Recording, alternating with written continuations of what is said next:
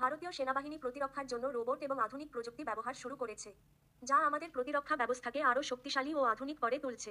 এই robotic drone এবং অস্ত্রগুলি -45°C থেকে 55°C পর্যন্ত চরম তাপমাত্রায় কাজ করতে সক্ষম এবং এক সপ্তাহে 100টিরও বেশি মিশন সফলভাবে পরিচালনা করতে পারে। প্রযুক্তির জটিলতার উপর নির্ভর করে এর দাম 3 লাখ রুপি থেকে 60 লাখ রুপি পর্যন্ত হতে পারে। 2005 সালে শুরু হওয়া এই উদ্যোগটি আজ আন্তর্জাতিক মানের হয়ে উঠেছে।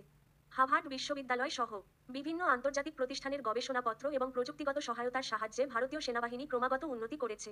চীন এবং আমেরিকার মতো দেশগুলির সাথে প্রতিদ্বন্দ্বিতা করতে ভারত তার নিজস্ব রোবোটিক অস্ত্র এবং ড্রোন তৈরি করছে।